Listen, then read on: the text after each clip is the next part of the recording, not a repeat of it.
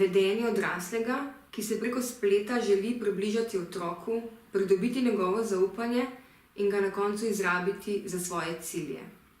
Pomemben element spletnega groominga je splet, saj večina komunikacije, vsaj v začetni fazi, med storilcem in žrtvijo poteka preko digitalnih tehnologij.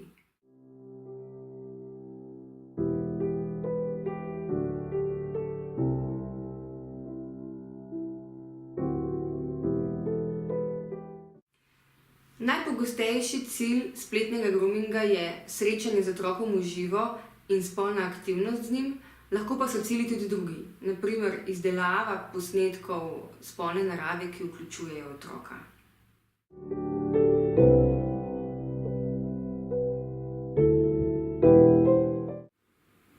Gre za vzpostavljanje stika med otrokom in storilcem, ki meri na spoprijateljitev z namenom spolne zlorabe tega otroka.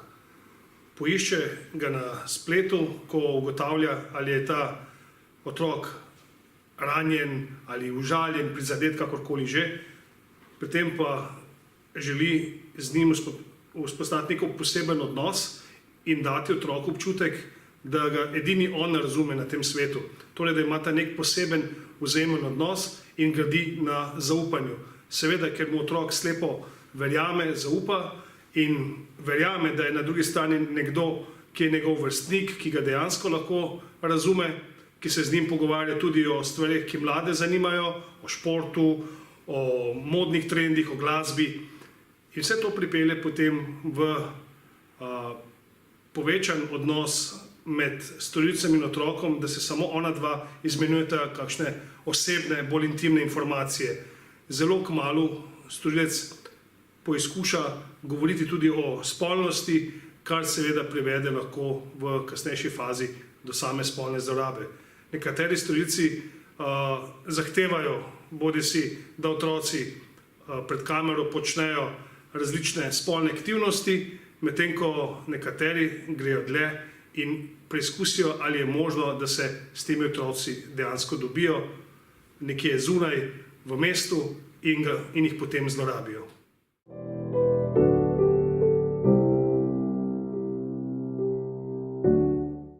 Žrtev spletnega groominga lahko postane vsak otrok, ki uporablja digitalne tehnologije.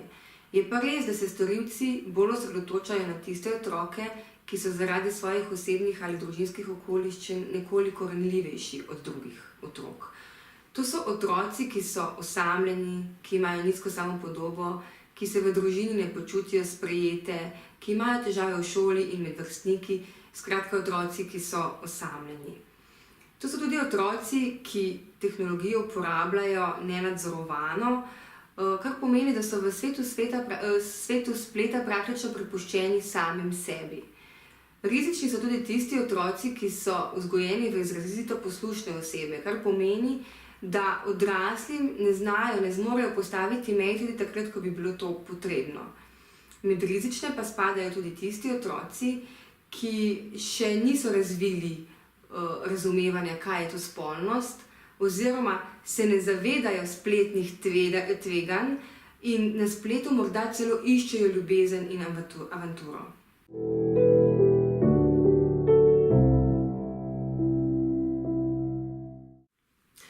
Da se otroku na spletu dogaja nekaj tako neprijetnega, kot je spletni grooming, lahko ugotovimo preko več opozorilnih znakov. Opazimo, na primer, da ima otrok na računalniku shranjene pornografske vsebine, ki mu jih je poslal storilec in so pravzaprav del groominga. Otrok je morda začel uporabljati naprave nekoliko več kot ponavadi, oziroma je postal glede svojih spletnih aktivnosti dokaj skrivnosten. Morda je začel prejemati klice in SMS-e od neznanih številk, od oseb, ki jih starši ne poznajo. Ali pa je začel prejemati darila. Ponavadi je to telefon ali pa kartica za napolnitev računa. Ne glede na to, ali se ti opozorilni znaki pojavijo skupaj ali zgolj eden izmed njih, je pomembno, da se starši z otrokom o tem pogovorijo in preverijo ozadje.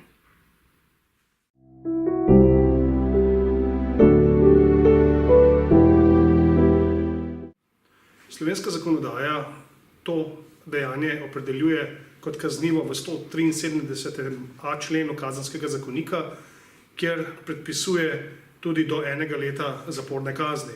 Gre za kaznivo dejanje pridobivanje oseb mlajših od 15 let za spolne namene, katerega cilj je storilcev vzpostaviti digitalni stik z otroki mlajšimi od 15 let in na to se dogovoriti bodisi za srečanje v živo ali pa za snemanje raznih posnetkov spolnih aktivnosti otrok.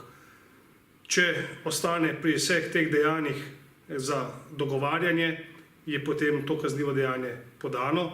Če pa gre za otroke starejše od 15 let, pa tega kaznivega dejanja niti ne moremo obravnavati kot kaznivega.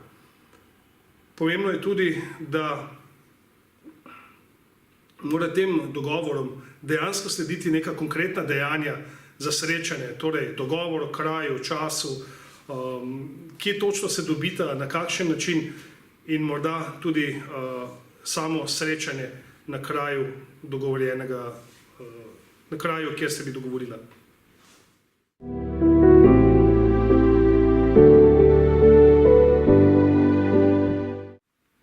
Ja, svetovanje staršem je vedno velik izziv. Ne smemo nikoli pozabiti, da so oni izjemno čustveno vpleteni, kadar gre seveda za njihove otroke. Potem druga, mogoče je vredno opozoriti tudi na to, koliko so otroci stari, torej s katerim staršem se pogovarjamo, ali staršem prvošolca, ali staršem šestošolca, ali staršem devetošolca. Skratka, upoštevati to, da ne morejo nekako racionalno ali pa tako racionalno kot mi gledati na zadevo, ki se je zgodila, ker so izjemno čustveno vpleteni.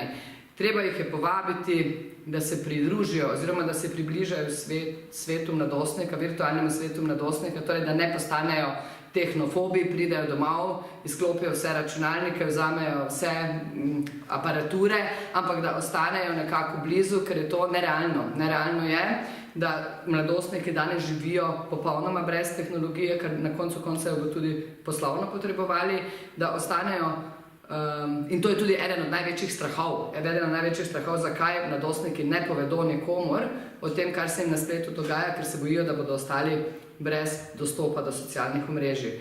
Torej, nekako probati se približati, videti, katere aplikacije mladostnik uporablja ali pa otrok uporablja, kadar je na računalniku, na pametnem, na telefonu, kjerkoli že je, s kom se pogovarja, ali sprejema prijatelji, če jih sprejema, zakaj jih sprejema. Potem fino je, da je do določene starosti računalnik na vidnem mestu zaradi tega, ker se sami zelo težko nadzorujejo, prehitro pričakujemo od njih samo nadzor, ko ga v bistvu še niso sposobni. In potem smo razočarani nad njimi, ko se jim zgodi kar zanje ni prijetno, vendar je treba razumeti, da na določeni stopnji enostavno tega še ne zmorejo. Tako da stopiti v njihov svet namesto zavračati ga, torej biti z njimi, ne jih pustiti same.